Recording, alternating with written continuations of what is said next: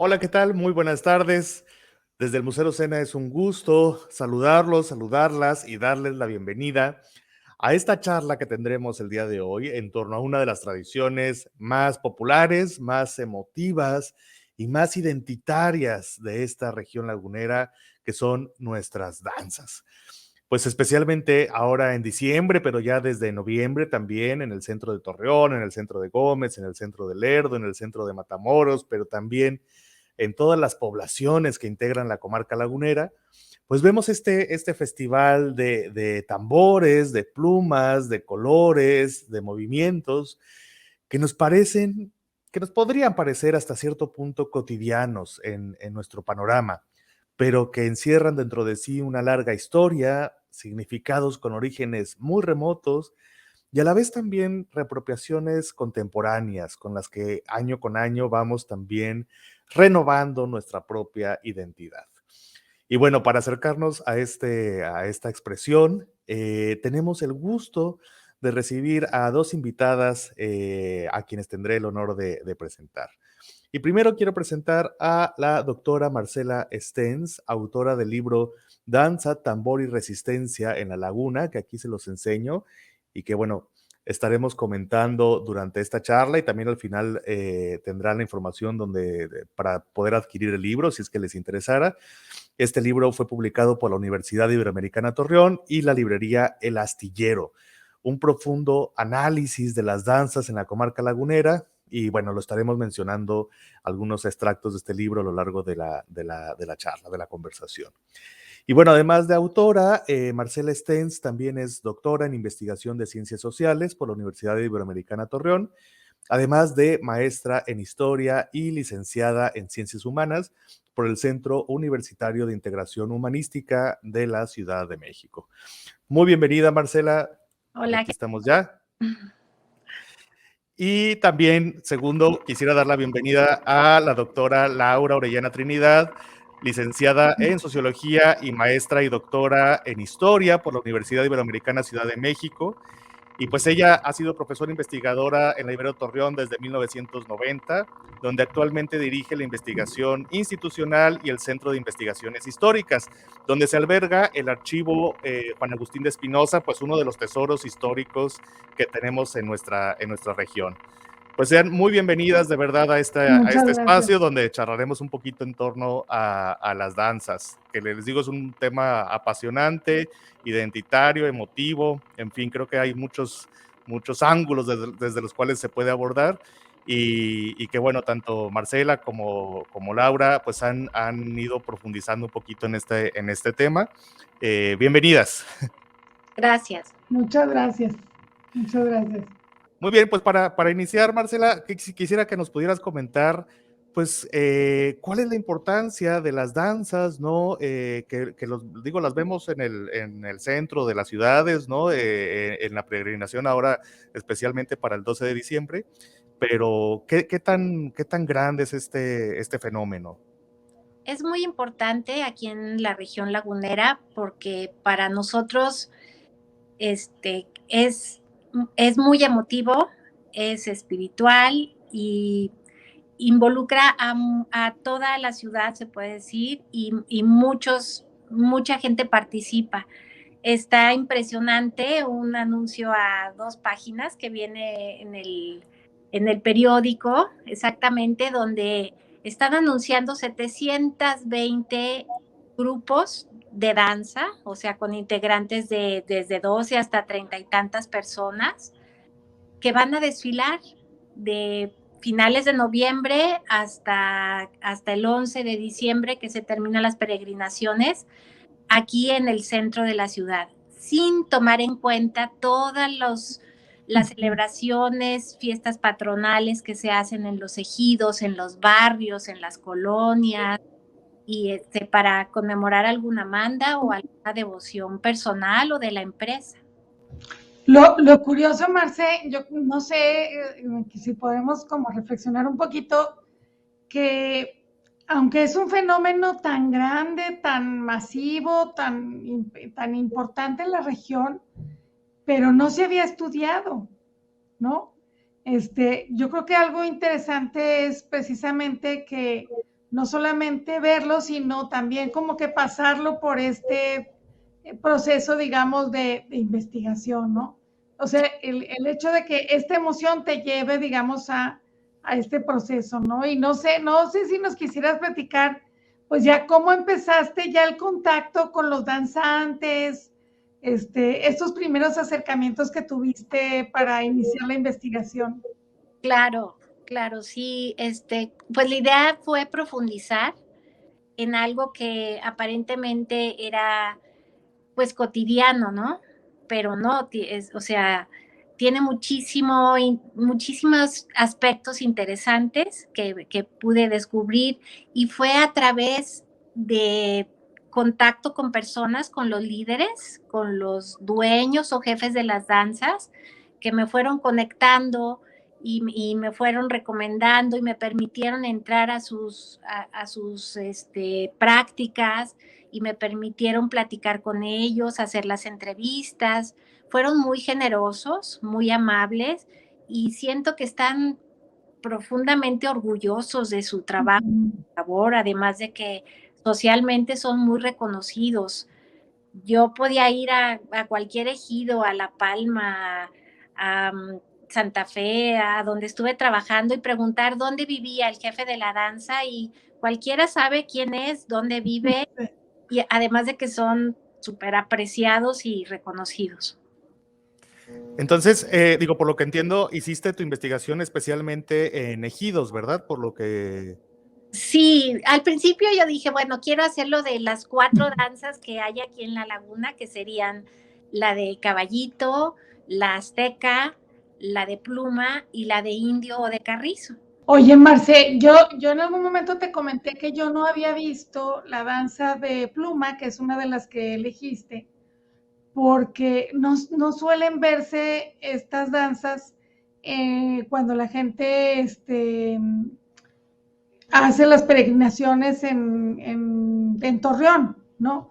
Como que parece que es como un fenómeno más del campo, esta danza, pues.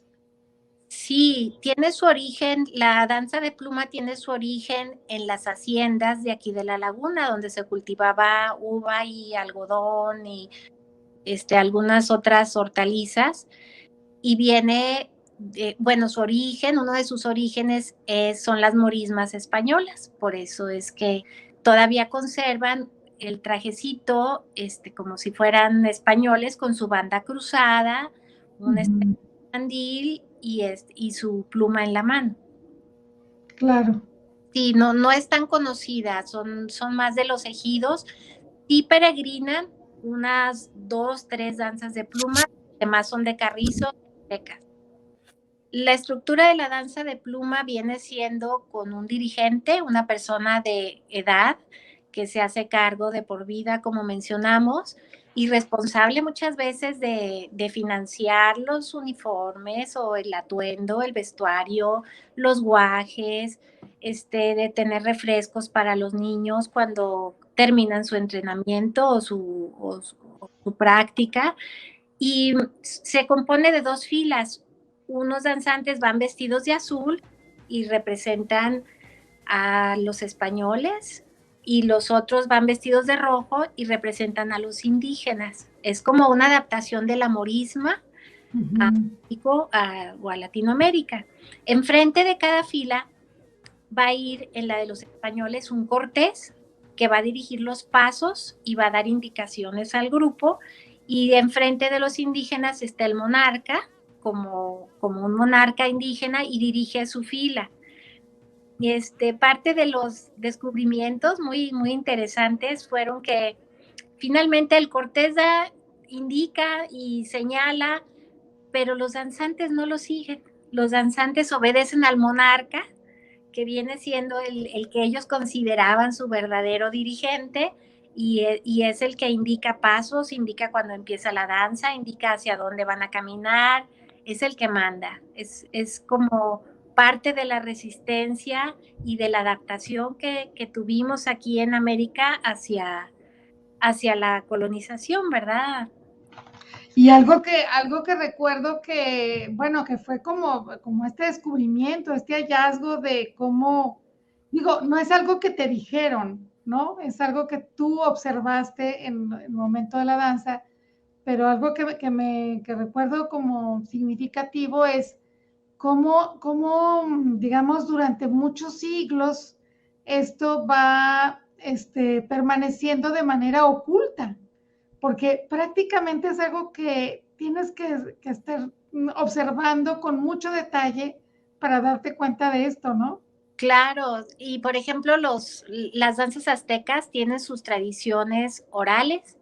En su música, en sus canciones, está su tradición y están sus costumbres y ahí se conserva, pero como es oral, no se puede reprimir, vaya la palabra, no se puede controlar. Claro. Ajá. Yo de tu libro señalé una frase que digo que me pareció bien interesante, ¿no? En este término, que a lo mejor la danza es este discurso oculto que no se puede expresar directamente, ¿no? Que es decir, no es algo que a lo mejor el pueblo desde esta resistencia, ¿no? No puede decir las cosas así tal cual como son y que a través de la danza se recrea, ¿no? Un poco este espacio o estos discursos que de alguna manera se pueden oponer, ¿no? Como a lo oficial, ¿no? O a lo que debe ser, ¿no? Según la sociedad. Sí, hay un experto que se llama James Scott y él analiza la resistencia en muchos pueblos. Bueno, él en especial creo que en Asia es donde analiza, pero, pero como en todos lados hay relaciones de poder, hay también medios donde te puedes expresar o las personas se expresan en su intimidad o su sentir, pero de una manera que convenga, pues que no ponga en riesgo su seguridad, su trabajo o la situación. Entonces existe el refunfuño, está el arte, está la danza, están las canciones, están los chistes, está la parodia. Claro. En todos esos lugares se permite expresar y pues pudiera ser hasta bueno, sano, ¿no? Sí, y además tiene como un profundo sentido político incluso, ¿no? Como de resistir, de expresar esto que no nos gusta de maneras, pues ahora sí que muy creativas, ¿no? Claro, puede llegar a ser un medio poderoso, ¿no? Sí, sí, sí. Claro, claro, y sobre todo que permite como una apropiación muy directa, ¿no? Por parte de los que danzan y de toda la comunidad que además celebra esto, digamos, como durante muchos siglos, ¿no? Que ha tenido esta tradición.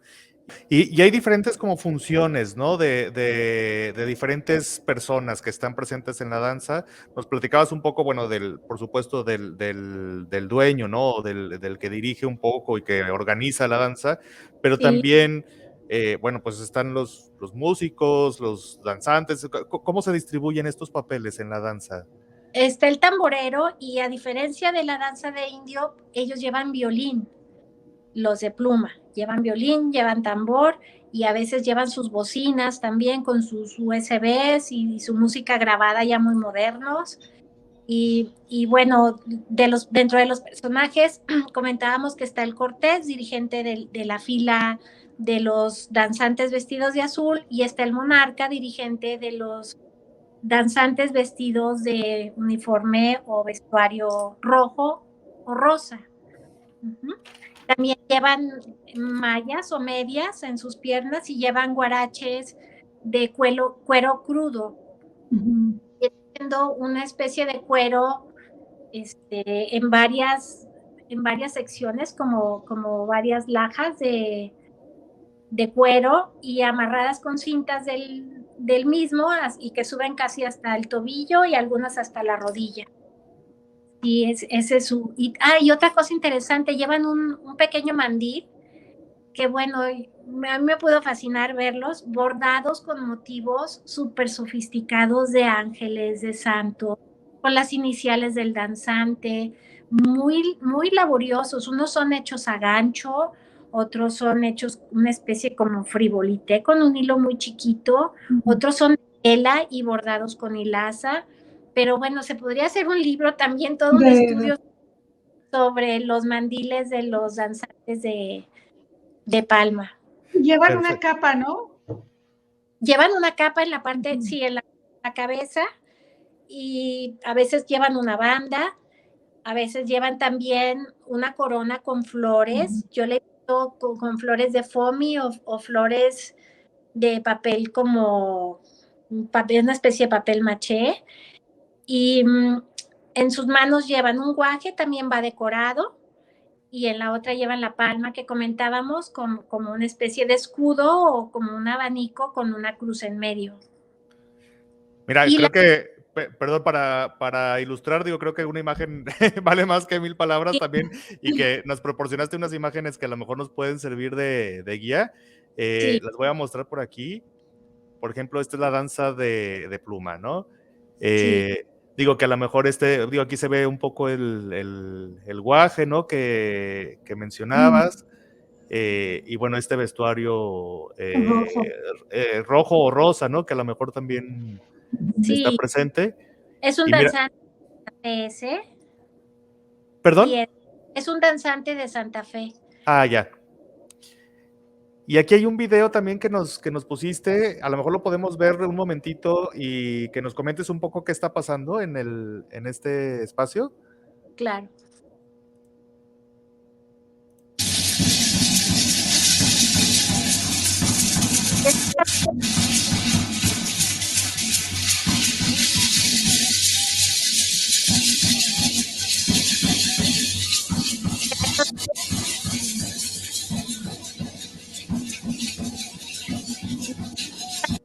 Ay, perdón, ahora sí.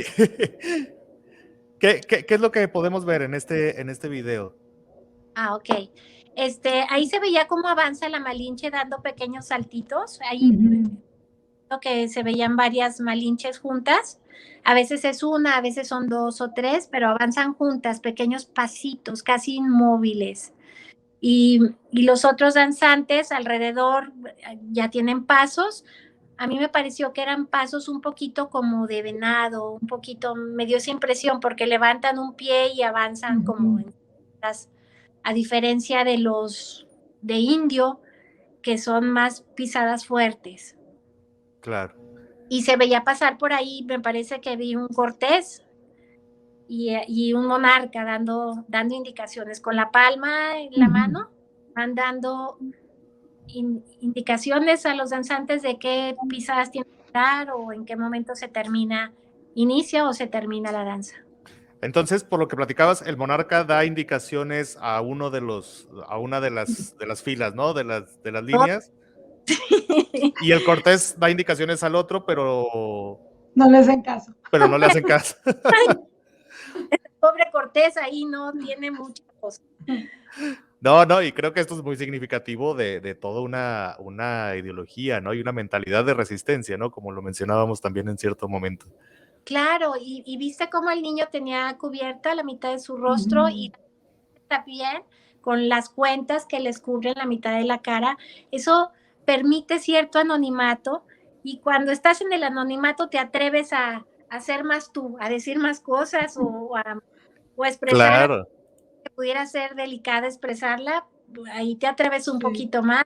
Igual las máscaras de los viejos, pues también permiten muchas cosas, hacer bromas, reírse, no sé. Burlarse, ¿no? Burlarse, claro. Sí, es un poco el anonimato y esta función también un poco que tenía el carnaval, ¿no? Como de un momento medio de inversión simbólica, digamos, en donde lo que no podemos hacer en la vida cotidiana, aquí sí se puede, ¿no? En este espacio especial. Sí, es la inversión de valores, como pasaba que el rey se volvía mendigo y el mendigo se volvía rey, pues aquí los indios se hacen españoles y los españoles se parejan con los... Claro. Y bueno, la otra tipología que también exploras muy bien en tu libro es la danza de indio. Aquí pongo una imagen, también a lo mejor un breve video, lo vemos y a lo mejor nos puedes comentar un poquito este video que también nos proporcionaste.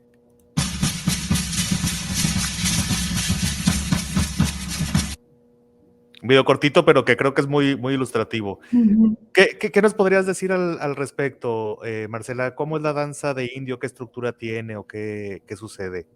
Sí, la danza de indio también avanza en filas paralelas. Como comentamos, es un uniforme igual para todos los integrantes. Todos van de rojo, las naguillas, se llama naguilla, la falda que llevan en la parte de abajo, su guaje y su arco. A veces traen plumas, a veces no, a veces es un paño con una especie de capa, a lo mejor con la imagen del santo o de la Virgen a quien ese grupo de danza venera. Y sus pasos son diferentes, son pasos más pequeños, más fuertes, y me tocó pude observar que muchos danzan de forma circular.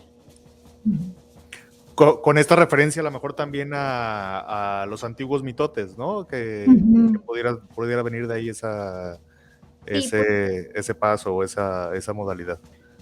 Sí, pudiera ser giros a la izquierda también. Claro. Muy bien. No, y bueno, creo que esta es, como también decíamos, la danza más popular o la más, por lo menos la más visible que vemos en las peregrinaciones, ¿cierto? Cierto. Y el sonido imprescindible del carrizo, que también es el que se oye pues por todo el centro de Torreón y de todas las ciudades, ¿no? De aquí de la comarca. Sí, tienen elementos que pudieran ser como de la región, que se llaman toponímicos. Por ejemplo, el carrizo de las faldillas, ese crece teóricamente alrededor de las lagunas o del río Nazas. Es muy regional, es endémico de aquí, de la región. Igual los guajes también se consiguen aquí, las plumas de guajolote también son de aquí, y el sonido imita la lluvia. La lluvia, sí. Claro. Los colores de los guaraches, los truenos, y bueno, hay también unos sones que son de animales endémicos de aquí de la región, como por ejemplo el del sapo, el de la rana, el de la zorra, el de los pajaritos, también el chencho, que le dicen chencho o sensontle. Hay otro son que así se llama, y también de aquí de la región. Bueno, ahorita mencionaste una palabra que creo que valdría la pena a lo mejor profundizar en ella, que son esta idea de las morismas españolas, ¿no? Okay. ¿Qué es esto y cómo se relaciona con la danza aquí en la laguna? Sí, claro, las morismas vienen de España en su origen y vienen siendo de las danzas de moros contra cristianos, donde ellos festejaban haciendo las dos líneas, una de españoles y una de árabes, y simulaban una especie como de batalla campal y festejaban el triunfo del catolicismo sobre la invasión árabe. A nosotros también nos llega influencia de las cofradías españolas, y vienen a dar a México para catequizar y para financiar parte de los rituales que se hacían para la iglesia. Pero también, bueno, a mí me sorprendió mucho saber que eran instituciones financieras donde de ahí se podían financiar, valga la redundancia, la agricultura y cierto comercio regional. Entonces era una institución que era significativa y muy importante para la economía de todo el país. Y además de que creaba cohesión y daba identidad a sus participantes. De ahí se va a modificar a las mayordomías. Las mayordomías donde hay cargos, que se conservan esos cargos hasta el día de hoy en las danzas que vemos en la calle y en las danzas de los ejidos. Los cargos son de por vida y tienen actividades específicas y responsabilidades muy claras que ellos sienten mucho orgullo en cumplir. Después, esa institución y toda su estructura deriva en festejos patronales y lo que conocemos hasta hoy con las danzas laguneras, como danzas laguneras. Oye, Marce, y ese cargo además, por lo general viene por herencia, ¿no? Sí, por él, por Ajá. familia. Sí, sí. Ajá, son muchos, son grupos de danzas familiares. De hecho, en el anuncio del periódico viene familia López Rosas, familia González Ruiz, o el comercio que las está contratando, para que vayan con sus empleados y vayan abriendo camino con la danza. Claro. Volviendo un poco al tema de las morismas españolas, hay una especialmente célebre aquí en México, ¿no?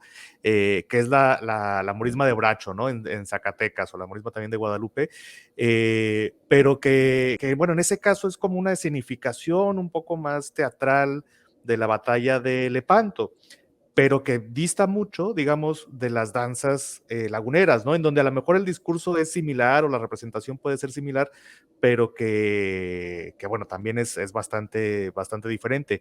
Entonces, además de la morisma española, detectas, ¿no? Otros orígenes de la danza lagunera. ¿Cuáles podrían ser estos? Sí, mira, yo detecté 5 influencias en estas danzas. Vienen siendo la chichimeca, que viene siendo, bueno, el origen chichimeca en la zona de la laguna, pues se puede decir que sus fronteras llegaban hasta Parras y llegaban hasta las orillitas de la laguna, según entiendo y según el historiador Powell. Este, Toda eso, y él describe un mitote en la ciudad de Parras ya desde entonces, o sea, muy antiguo.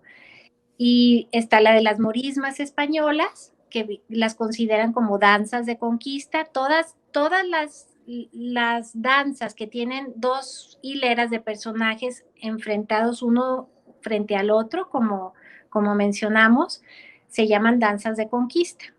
Es una guerra, una pequeña guerra, representación de guerra. Está también la influencia de los tlaxcaltecas que llegaron Claro. aquí a la región procedentes de Saltillo, de Cuencamé, de Durango, de Parras de la Fuente y vienen a poblar la laguna. Está también un poco de influencia de África, a mí me sorprendió encontrarla. Hubo gente de origen africano aquí en la ciudad de Parras, en las haciendas, las primeras haciendas y en las minas. También ellos dejaron su acervo cultural y elementos como por ejemplo el negrito bufonesco, perdón. Es muy similar al viejo de la danza. Hay cosas también en africano, indígena y africano, y también encontré influencia de los Vixarica o huicholes.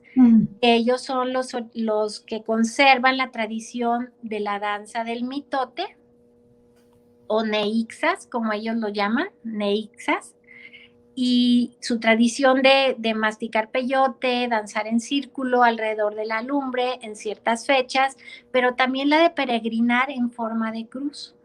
Aquí ellos todavía la practican y también los danzantes laguneros van y peregrinan a varios santuarios y en el mapa bueno, se ve que es en forma de cruz. Ahorita que mencionaste algunos conceptos que creo que también valdría la pena detenernos, por ejemplo, el de mitote. ¿Qué es un mitote? Yo entiendo que es una celebración ya fuera previa a la guerra o para celebrar algún ritual agrícola en una fecha específica y giraban en ¿cómo se dice?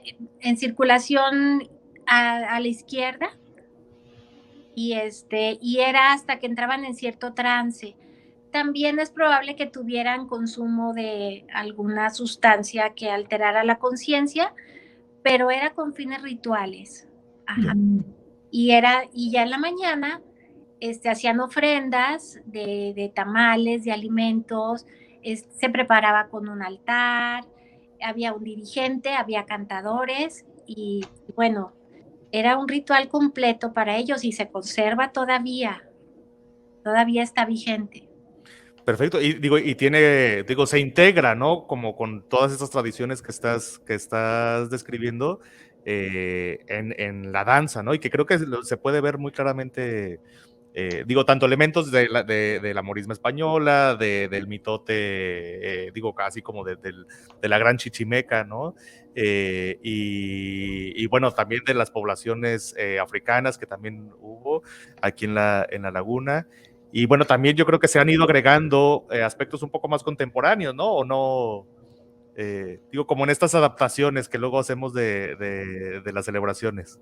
Claro, y eso las hace permanecer en el tiempo. Claro. Platicaba con Laurita que había grupos de danzas que traían foquitos LEDs, bueno, que traen foquitos LED para brillar en la noche, o que traen elementos modernos como viejos de la danza con máscaras de látex, como las de Halloween. De Halloween, ¿verdad? Sí. Y que les encanta, o personajes como el de la tele, el Chutas, y bueno, es comiquísimo, van haciendo bromas, pero también van cuidando a los niños y van guardando el orden y cumplen su función tanto de dirigir como de hacer bromas y hacer reír a la gente. Entonces, me comentabas en algún momento que algunos han cambiado su traje de otro color por el verde debido a la presencia o que el Santos ha ganado algún campeonato o algo así, ¿no? Claro, todo eso nos influye y bueno, sangre verde corre por nuestra Claro. No podemos negarlo. Sí. Todos esos elementos la hacen atractiva para los niños, para los jóvenes, y las hace permanecer, además de que están en convivencia los adultos con los jóvenes y hay transmisión de sabiduría. Eso es muy importante. Sí. Claro. Oye, Marce, hace rato ibas a iniciar platicándonos sobre la estructura de las danzas, que a mí me parece como muy interesante porque nosotros observamos a los grupos cuando van en las peregrinaciones, pero como que no identificamos que hay como todo un proceso, digamos, que llevan los danzantes, que ellos sí los identifican de alguna manera y que este proceso como que los prepara para pues todo este fenómeno ritual, ¿no? Sí, que a lo mejor nos pudieras comentar cómo se dan estas fases o ya ves que empieza con esta preparación. A mí me sorprendía cómo a lo mejor aquí en la región no tenemos ciertos elementos como las palmas, pero ellos las sustituyen con otras cosas, ¿no? Claro, sí, las sustituyen con costales de rafia o techumbre, de lámina, pero logran hacer logran delimitar el espacio sagrado. Queda lindísimo, lo adornan muy bonito con flores, con globos, con imágenes de los santos, con estatuas de bulto, de yeso, muy bien decoradas y con mucho cariño, lo hacen muy hermoso, la verdad, pero con lo que tienen aquí, con lo que sigue, con lo que hay, con eso se hace. Sí, ahora el ritual, bueno, vamos a decir, es un ritual porque se repite en fecha específica y porque observa un calendario anual, con una fecha, ¿no? Que hay que respetar, ¿no? Y con una celebración y una intención. Entonces, ese ritual se compone de símbolos. Un solo símbolo puede tener múltiples interpretaciones, pero habla sin decirlo. Una cruz, vemos una cruz y sabemos que estamos hablando de la religión, representa la religión católica, y vemos una cruz, pero también representa los 4 rumbos cardinales y toda la cosmogonía indígena, la completa una cruz de este tipo, ¿no? Claro. Sin embargo, coinciden maravillosamente y viene a representar la espiritualidad en cualquiera de las culturas, ¿no? Entonces, estos símbolos, yo encontré altares donde manejen niveles de importancia, pero siempre están presentes desde altares indígenas hasta altares católicos. Y cruces, por ejemplo, en la palma que llevan los danzantes, en medio lleva una cruz. No siempre es visible, pero está hecha con alambre y pluma de gallina o pluma de pavo originalmente. Y ahí está presente, en sus pechos llevan cruces, las malinches también en la frente llevan cruz.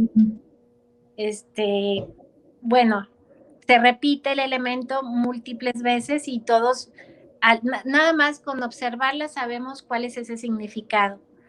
Sí, y también es un ritual porque tiene 3 etapas, está compuesta de un inicio, un clímax y un final.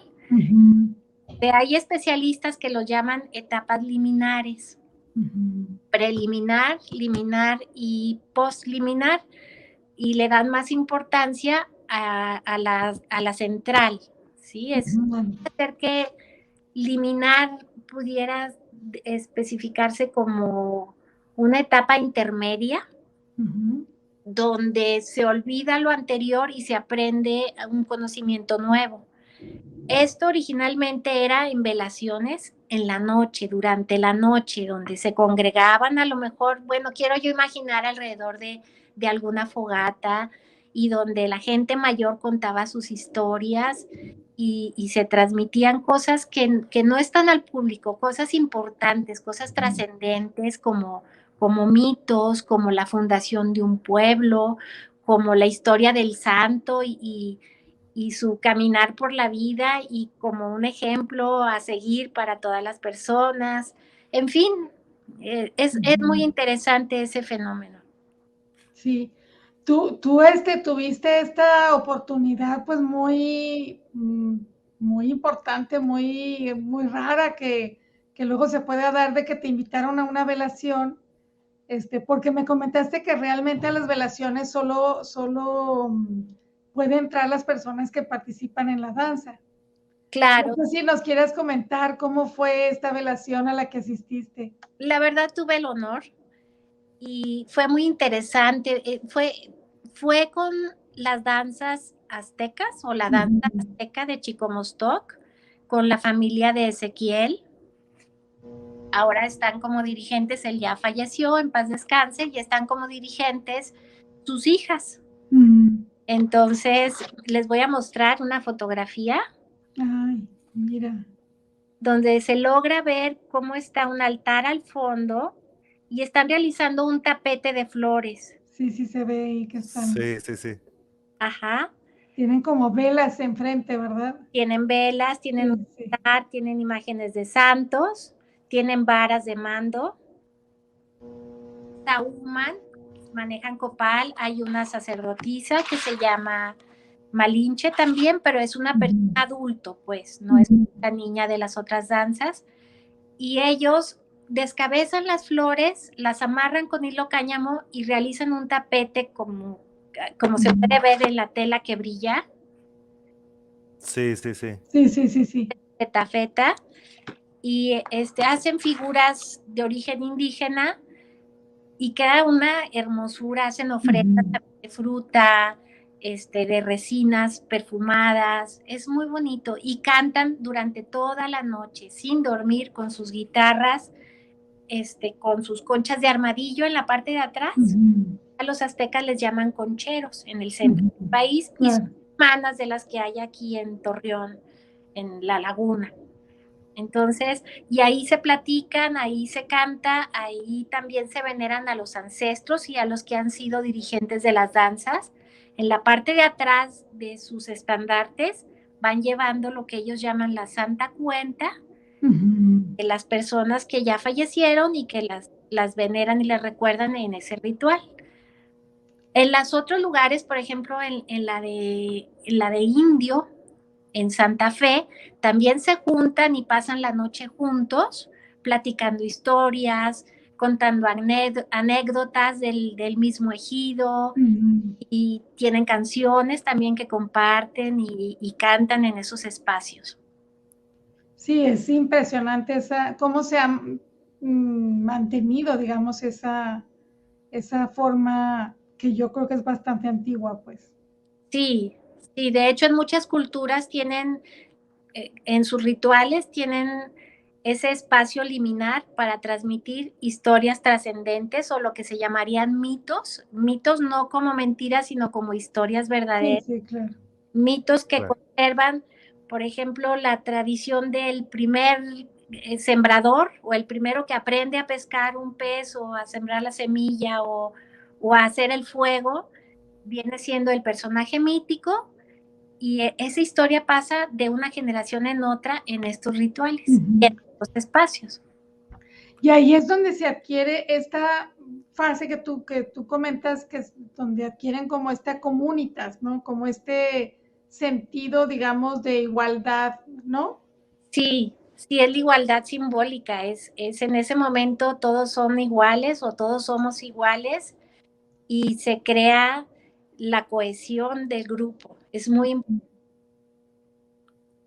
Claro, yo aquí veo también, digo, un poco en esta parte central, ¿no? De todo el rito, bueno, que es muy diferente a, por ejemplo, a lo que vemos en las peregrinaciones, ¿no? Entonces, podríamos hablar como como de una danza que es un poco más privada o de un ritual que es un poco más privado a un ritual que a lo mejor es un poco más público en la calle, ¿no? En la peregrinación. En este sentido, o no, ¿qué nos pudieras comentar al respecto? Es una de las características de las danzas laguneras, que tiene dos aspectos y, por ejemplo, como Ciudad Torreón o La Laguna es relativamente nueva comparada con otras ciudades que tienen más años de fundadas, aquí las casas comerciales contratan a los danzantes para que vayan y dirijan su peregrinación y le den emoción, le den alegría, y les pagan cierta cantidad y con ese dinero ellos también financian su vestuario o lo que necesiten. Sí, sí. Pero luego tienen toda esta parte privada que hacen en otros lados, ¿no? La parte privada es en sus propios barrios, en sus propias colonias, enfrente de la casa del dirigente, cierran la calle y ahí me tocó estar ahí y ver que hacen misa, una misa formal donde va un sacerdote, da comunión, da bendiciones y además bailan y veneran a la imagen que algunas veces se las prestan de la iglesia ahí mismo, se las prestan, la veneran, le bailan, le rezan, le hacen misa y la vuelven a guardar. Entonces, es a lo mejor un ritual más profundo, más íntimo, se puede decir. Claro. Oye, Marce, a mí algo que me impresionó muchísimo de tus hallazgos fue esta idea de los juegos y mudanzas, porque, bueno, es un contraste bien interesante con el aspecto religioso, ¿no? Entonces yo creo que sería bien interesante si pudieras compartirnos esto que encontraste. Claro, las mudanzas vienen siendo como pantomimas, juegos donde ellos practican y tiene una temática. Son como representaciones teatrales y las realizan cuando están practicando en las noches o en las tardes y son muy divertidas, muy chistosas y vienen de España probablemente la influencia porque tienen personajes característicos, por ejemplo la de la boda que comentábamos, son 3 muchachos, van a realizar el show o el espectáculo de la boda, donde uno es la mujer, uno es el hombre, el otro es el sacerdote. Y empiezan a hacer chistes, empiezan a reírse, empiezan a burlarse de la formalidad de ciertas rituales que tenemos como cotidianos. Y es muy divertido para ellos, no nada más practican, porque además la práctica es extenuante, es durante mucho rato, es un esfuerzo físico. Yo quiero llegar a pensar que les da cierta condición como si fuera un deporte, ¿no? Valga sí, La sí, comparación, sí, sí. sí, valga la comparación. Así es. Está la de la boda, está la del peluquero.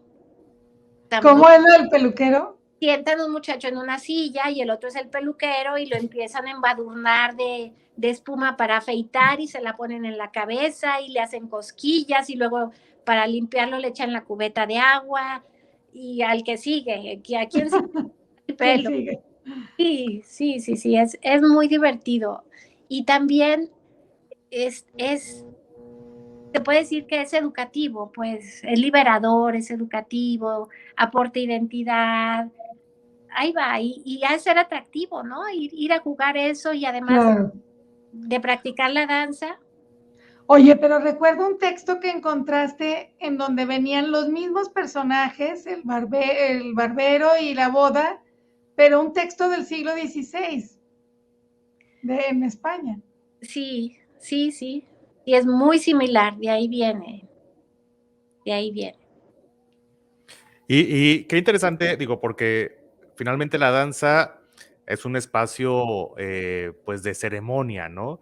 Pero que está acompañado también de estos espacios más lúdicos, tanto en lo previo, ¿no? En estos juegos y mudanzas, en la parte de la preparación, de las danzas, pero incluso en la danza está el papel del viejo, ¿no? Que de alguna manera también tiene esta función de darle un toque lúdico, un toque también carnavalesco, ¿no? A la danza. ¿Qué nos pudieras platicar de este personaje, del viejo, que aparece además en varias danzas, ¿no? En Claro, varios tipos. claro, sí, en todas las danzas hay un viejo, una vieja, o hay un payaso de la danza, un negrito, hace reír, viene siendo un personaje muy ambiguo, pero también representa los antiguos consejos de ancianos indígenas, que está presente, sí, sigue ahí eso, sí, sigue la cultura originaria de México, sigue presente. Claro. Oye, luego traen cosas colgadas, ¿no? Como, ay, no recuerdo, como muñecos o algo así, ¿no? Sí, muñecas, sí, claro, traen muñecas colgadas. A veces son monstruos, a veces son también brujos y permite todo, permite expresión de lo que quieras. A lo mejor tenemos por ahí unas fotografías. Sí, sí, por aquí están, déjenme las pongo. Uno está vestido de bebé, un joven, Sí, a mí ese me encantó, con su pañal, ¿verdad? con su pañal. El del lado derecho es una máscara que me comentó él que era piel de venado. Sí, está impresionante. Sí, y la La- ropa como garras, la ropa desgarrada, rota para dar más impresión. Hay unas fotos antiguas de 1920 donde los viejos de la danza traen como montones de carrizos amarrados a los lados de las piernas y gorros. Fíjate. Oye, ese que trae la sombrilla, ¿qué será? Ay, no sé. Como Mary Poppins me sonó, pero no creo que sea Mary Poppins.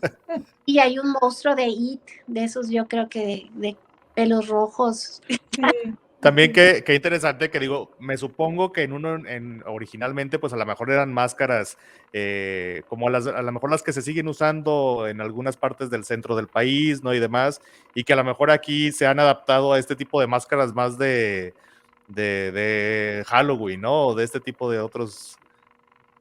Sí. Bueno, nosotros tenemos más influencia a lo mejor del norte de Estados Unidos. Y también otra labor que tienen, ahorita me estoy acordando, otra labor que tiene el viejo de la danza es la de sacar las imágenes de las casas de los participantes para la peregrinación. Ya. O al altar, si le van a bailar enfrente al altar. Se encargan de sacarlas y de tronar los cohetes, y cuando termina el festejo, el clímax, la danza, la regresan a cada una de las casas, se comprometen a devolverlas, pues es parte de su trabajo. Claro. Sí. Aquí también hay otros dos personajes que a lo mejor nos comentaste ya en cierto momento, pero que a lo mejor valdría la pena revisar como más detenidamente, que es el personaje de la Malinche, ¿no? Que aparece también en varias de las tipologías de danzas que has mencionado, y el de Cortés, ¿no? Que también está presente por ahí. Sí, en danza de pluma es donde más se ven, y en la de Azteca también tienes, como les mencionaba, una Malinche adulto, o adulta, perdón. Claro. Sí, sí, Oye, Marce, ay, perdón. Sí, dime. Oye, una de las mudanzas, me recuerdo, tenía que ver como con un juego como de que se pelean a la Malinche, como que como que se la quiere quedar cada uno de los grupos, digamos, ¿no? De estos dos grupos del Cortés y del Monarca. Sí, le llaman la pelea de la Malinche, y pelean por ella y la jalan y luchan por ella hasta que al fin uno se la lleva y bueno, pero es tradicional la pelea de la Malinche. Hay otra que se llama la pelea del toro, también, donde después de que se disfraza uno de toro, lanzan, según me comentaron los mismos participantes, lanzan vísceras de pollo o vísceras como ya despanzurraron o despedazaron al toro y avientan las vísceras a la gente, y ha de ser muy impresionante. Hay otra pelea del brujo, donde esa a mí también se me hace como muy significativa. Hay un brujo y pelean dos bandos por él, y al final lo cubren con todas las palmas que llevan en sus manos, lo cubren, y él adentro de el brujo que está abajo o adentro de las palmas, al principio está como indígena, como indio, como danzante rojo, al final ya sale transformado en danzante, pero ya convertido al catolicismo. ¿Sí? Es como si fuera una conversión. Transmutación ahí, ¿verdad? De indígena a catolicismo, ajá, y donde todos participan. Que yo creo que tiene que ver con este origen, a lo mejor también de las misiones, ¿no? Franciscanas y jesuitas que fueron integrando a lo mejor las danzas de los indígenas a un discurso pues más evangelizador, religioso, ¿no? sí, Claro. Sí, sí, es el teatro de conquista que le llaman. Sí. Marcela, bueno, creo que también las danzas, digo, ahora estamos muy cercanos al 12 de diciembre y creo que hay toda esta tradición que es como de las más importantes, ¿no? En cuanto a que lo vemos a lo mejor un poco más visiblemente, valga la redundancia, en las calles de las ciudades, pero también las danzas no son nada más del 12 de diciembre, sino que también pues están presentes durante todo el año, ¿no? En diferentes festividades. ¿En qué festividades o cómo has visto tú esta tipología de danzas que se celebra en qué momentos del año? Claro, mira, el calendario yo lo consideraría como un rasgo cultural, civilizatorio. Las sociedades que tienen un calendario y que lo siguen pudieron como avanzar, tener un orden. Es muy importante los calendarios, y estos rituales se manejan con un calendario anual, pudiera ser cósmico.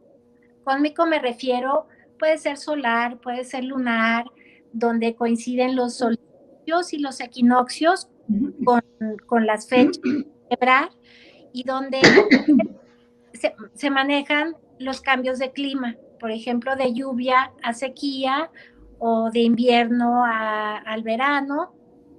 Y lo mismo puede ser una analogía de la vida y la muerte, la vida con el verano, la abundancia, y la muerte en el invierno, donde todo es recogido, más seco, más austero. También está el calendario agrícola, el de la siembra del maíz, donde, bueno, la agricultura es importante porque es la sobrevivencia misma de la humanidad. Dependemos de la agricultura para sobrevivir, para progresar, y es indispensable. Entonces, marca temporadas, la temporada de siembra, la temporada de rotura de la tierra, la temporada de cosecha, la temporada de recoger los frutos y disfrutarlos o guardar las semillas. Y también el calendario religioso, que coincide desde sus orígenes en Europa con solsticios y equinoccios, también relacionado a la agricultura, y viene a dar aquí con lo indígena que se manejaba igualmente, como patrones a seguir, fechas a obedecer, a respetar para los ciclos agrícolas. Entonces, bueno, religión viene como de religar y de ligar, que es también lo que nos une y lo que nos va dando una guía para nuestras actividades en la vida, ¿no? Entonces, viene dentro de la misma religión los santos patronos o las fechas religiosas como los santos más cercanos a nosotros que interceden, como no tan lejanos como un Dios, más cercanos, con más, a lo mejor con más características humanas a los que podemos acudir para que intercedan por nosotros. Entonces, por eso es que en la piedad popular son las vírgenes y los santos, pues, son los favoritos en ese sentido. Sí. Y estos tres calendarios se sobreponen uno sobre otro y coinciden. Yo quiero imaginar como si fueran hojas transparentes donde poner una sobre otra, y van a coincidir las fechas de sembradío, la fecha de la cosecha, la fecha donde termina ya la cosecha, con la de los santos patronos y las fechas que celebramos. Por ejemplo, San Isidro, pues con el inicio de la cosecha. En marzo tenemos a San José también, se acabó el invierno, y así van, o sea. Claro, tienes, ay, perdón, claro que tienes esta tabla que extrajimos de tu libro, pero Ajá. que creo que es muy, muy patente, ¿no? Como esta unificación del calendario religioso con el calendario agrícola, con el calendario simbólico, y que son los momentos como cumbre, ¿no? De las danzas, que los diferentes grupos se van preparando todo el año como para para celebrar estos acontecimientos que, claro, tienen que ver con la religión, pero tienen que ver con lo natural, ¿no? Con un poco con las cosechas, con toda esta parte pues de lo agrícola, que es tan importante, ¿no? Y creo que aquí en esta tabla que tú hiciste se ve muy bien cómo a lo mejor el 19 de marzo, en la celebración de San José, pues es como el inicio, ¿no? De cuando apenas empieza a arar la tierra, a preparar como el campo, ¿no? Sí, sí, coinciden, y para mí fue una sorpresa descubrirlo, y bueno, hay más investigaciones al respecto. Esto lo tiene muy, muy estudiado, por ejemplo, antropología, y para mí fue una sorpresa. Yo no hubiera imaginado que se relacionaban estos tres calendarios pues para estas celebraciones. Claro. Y bueno, creo que aquí también está muy sintetizado estos momentos cumbre de la Virgen de San Juan, San José, la celebración de la Santa Cruz, San Isidro Labrador, la Virgen del Refugio, que también en el museo le tenemos un gran aprecio y le hemos hecho danzas a partir de una donación que hubo de una Virgen del Refugio al museo, así que le tenemos también mucho, mucho aprecio, especialmente a la Virgen del Refugio el 4 de julio, pero también San Lorenzo, San Judas Tadeo, que por supuesto es uno de los santos más populares, ¿no? Aquí en la comarca lagunera, y bueno, por supuesto la Virgen de Guadalupe, ¿no? Que justo estamos en esta celebración, que me parece bien, bien interesante. Yo creo, por ejemplo, que la veneración a San Judas Tadeo ha crecido mucho en las zonas urbanas en los últimos años, que también tiene que ver con esta cuestión de que es un santo que atiende las situaciones difíciles, ¿verdad? Sí, de trabajo, casa, sí. Enfermedades terminales, es el favorito. Sí. Pues sí, también es testimonio de los tiempos aciagos que nos ha tocado vivir. Sí. Muy bien. Y bueno, también digamos, la danza es como un poco lo central en estas festividades, pero también se acompaña de otros rituales, por ejemplo, en algunas ocasiones, especialmente con San Judas, pero también con la Virgen de Guadalupe y en otros momentos con la reliquia, La ¿no? Que religión. también es otra de las tradiciones también muy locales que se incorpora o que forma parte de este mismo conjunto ritual, ¿no? ¿Qué nos Sí. podrías platicar de la reliquia? A lo mejor también para las personas que no son de aquí, que no conocen esta tradición. Es comensalidad ritual, o sea, el comer alimentos con una intención ritual y con la intención también de compartir en comunidad alimentos y como ofrenda. También se hacen ofrendas en los altares, pero se me hace que la experta es Laura. No, bueno, pues he abordado por ahí algunas personas que han organizado, bueno, o que siguen organizando reliquias, pero pues se organiza, digamos, una comida especial para ese día, se organiza con mucha anticipación porque la cantidad que se hace es una cantidad exagerada que realmente excede nuestra imaginación, ¿no? En una entrevista que le hice a una persona, a una señora ya grande, Cuquita Briones, eh, abuelita de uno de nuestros compañeros aquí en la universidad, pero ellos mataban seis cerdos al año, que los criaban, digamos, todo el año, ¿no? Pero además hacen alrededor de unos 100 kilos de sopa de arroz, además de las otras sopas, 6 sopas que son de pasta, ¿no? Entonces, realmente es increíble toda la organización previa, ¿verdad? Porque todo eso se compra con dinero que mandan familiares de Estados Unidos, este, las personas de la comunidad van aportando poco a poco, no sé, tantita sopa, los chiles, la pimienta, en fin, todo lo que se requiere, ¿no? Y los hombres un día antes son los que matan a los cerdos, son los encargados, y las mujeres hacen las sopas, ¿no? Son unas ollas pues tremendas, ¿no? Parecen así como de gigantes, ¿no?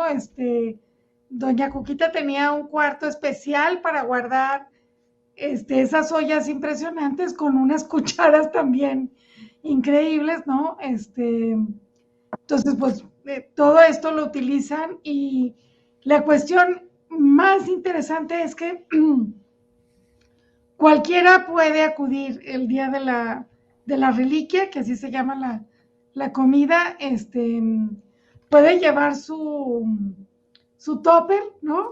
Para que le sirvan ahí de la comida. También el cerdo se transforma en asado y le sirven y se lo lleva, ¿no? Se lo puede llevar. Y algo que a mí me impactó mucho en alguna otra entrevista que hicimos por acá fue que la familia no se puede quedar con nada. Si queda reliquia en la tarde, andan buscando a ver a quién le pueden repartir, porque la idea es que la familia no se puede quedar con nada, ¿no? Y esta reliquia, pues normalmente es como un pago por un favor, o se hace también para pedir favores, ¿verdad? Y también como la danza se hereda, es una herencia que pasa en la familia y creo que es una característica que a mí me parece muy generosa en vez de organizar otra cosa pues que a lo mejor no se comparte. En este caso, pues la reliquia es compartir, esa es la palabra, ¿no? Compartir. Claro que creo que también como complementa muy bien como esta comunión que hay en la danza, ¿no? Este motivo de unidad de los grupos y de las comunidades en torno a la danza, que tiene también como esta respuesta en la alimentación y con la reliquia, como una manera rezar o de tener esta comunicación con lo sagrado, pero a través de la unión con el otro, ¿no? Exacto. Como en este motivo más de comunidad y Sí, menos en la, de comunión, exacto, ¿no? y menos en la individualidad, que siento que a lo mejor Sí. otro tipo de fenómenos religiosos van muy por la vida interior, ¿no? Que también, bueno, tienen su parte también de mucho valor, pero creo que es muy bonito cómo se complementa la danza con la comida, con todo este ritual en Sí, donde sí, sí, no sí, es sí. nada más como la danza, sino es todo lo que envuelve, ¿no? También Claro. esta parte. Sí. Y aquí la laguna, la danza de indio es de las más populares, o la de pluma, o cómo. Sí, claro, es la más conocida, la que más Sí. viene dentro. Cuando están vestidos de rojo es impresionante, es así como que muy vistoso, muy alegre, muy intenso. Las plumas, ¿no? Las plumas, el sonido de los trajes, todo, todo. Tengo aquí uno que les voy a mostrar rápidamente. el sonido como de lluvia, decías, de estos, de los carrizos, ¿no? Una nahuilla. Sí, no, Claro. Está lindo. claro, lindísimo, sí. Sí, este es del grupo de mis vecinos. Muy bien. Y entonces, Re- este vestuario, este no, no, no. vestuario es propio de la danza de la De tipología de indio, sí. Sí, claro. Y la de pluma, entonces, más bien son estos vestuarios que nos mencionabas, azules y rosas, ¿no? Y Rosa de las Haciendas, correcto. ¿Qué otras diferencias hay entre estos dos tipos de danzas? A lo mejor sobre todo, ¿qué historias están narrando?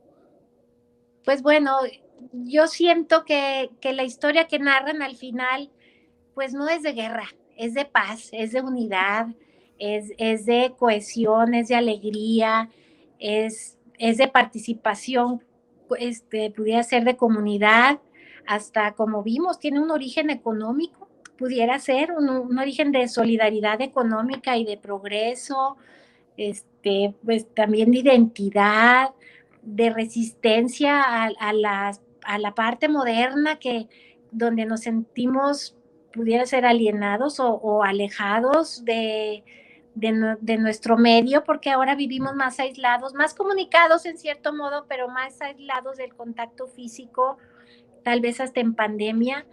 Y estas danzas nos permiten unirnos, nos permiten sentirnos parte de una comunidad, de un grupo de personas donde es de por vida. También señalé aquí otra frase que me gustó mucho de tu libro, que dice que las danzas es el antídoto contra el individualismo, la globalización, la aceleración de la economía y la búsqueda de competitividad, ¿no? Que de alguna manera estos son los valores que tenemos como más imperantes en la sociedad contemporánea, y que este aspecto de la danza a lo mejor sería eso, como una resistencia, ¿no? Ante estos valores que nos son de alguna manera impuestos, ¿no?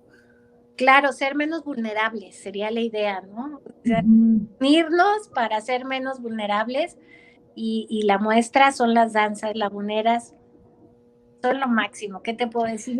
Que además están más vivas que nunca, ¿no? Yo creo que esto que comentabas al inicio de la cantidad de grupos de danza es impresionante, ¿no? 720. Cuando empecé el estudio llegué a ver 400 y tantas, 500 en los registros parroquiales. Y bueno, estoy impresionada, estoy muy contenta de ver que han aumentado y que es algo bueno, es algo provechoso para la gente, para los niños, para todos.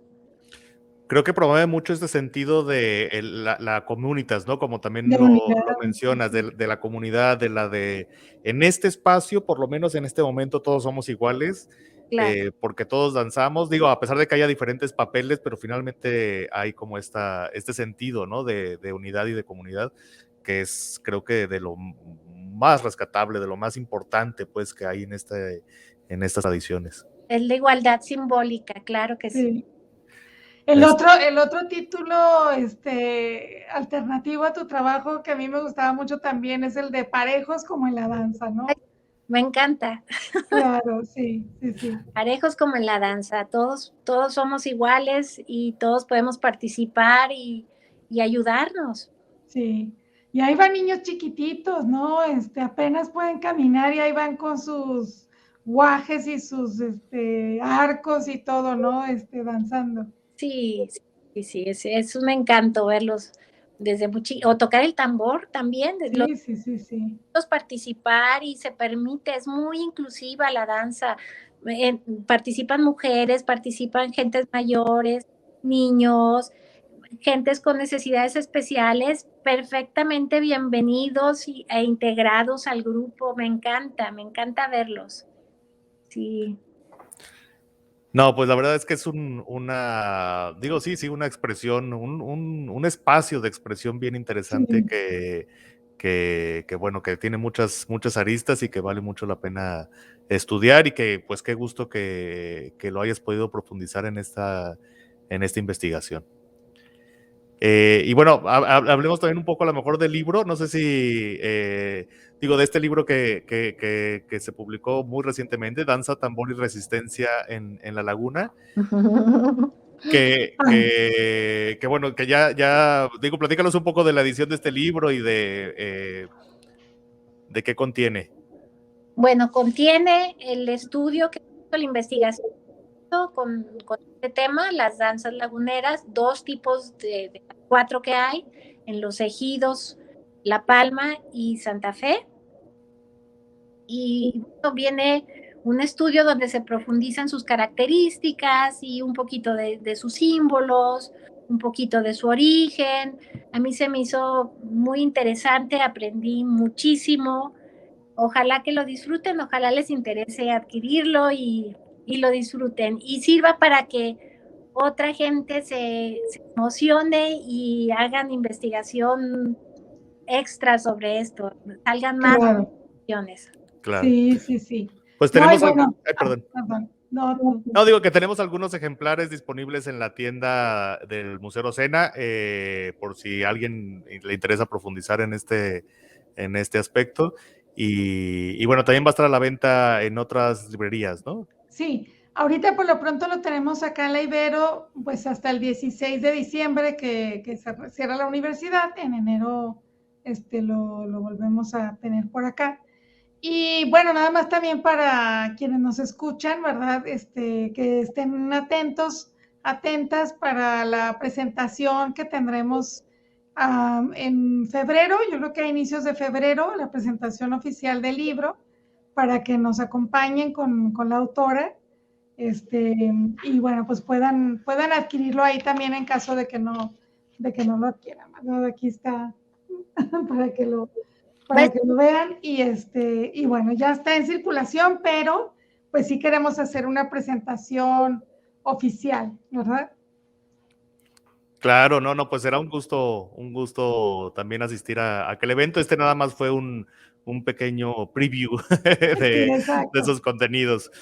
Pues de verdad que muchísimas gracias, Marcela, muchísimas gracias, Laura, por esta conversación que creo que puede despertar interés en el estudio, ¿no? También, sobre todo del estudio aquí del fenómeno local, que a lo mejor se ha estudiado el fenómeno de las danzas desde otras comunidades, en otras regiones, pero que realmente aquí en la región pues son pocos los estudios que hay al respecto y que bueno, aporta mucho, ¿no? En el aspecto también simbólico, en el aspecto de la descripción de la danza y que también es como una fotografía, una instantánea de cómo es el fenómeno en la actualidad y para que, digo, se va transformando, ¿no? Las danzas y creo que también pues es importante esa documentación de cómo es en este momento y qué importancia tiene para la comunidad actual. Pues muchísimas gracias. Felicidades. Gracias a usted. Felicidades. Su tiempo, su paciencia. No. Y bueno, pues muchísimas gracias también a todas las personas que nos están viendo. Si gustan dejarnos ahí algún comentario en los comentarios de Facebook, con gusto, por ahí mismo se los contestamos por escrito para que alguna pregunta, alguna inquietud que tengan, con todo gusto podemos responderles ahí mismo en los comentarios. Y pues nos vemos en la próxima. Por lo pronto a disfrutar lo que quedan también de las peregrinaciones, Sí. que quedan todavía un par de días, todavía antes de que llegue el 12 de diciembre. Bueno, pues Gracias. nos despedimos. Muchísimas gracias. Hasta luego. Hasta luego.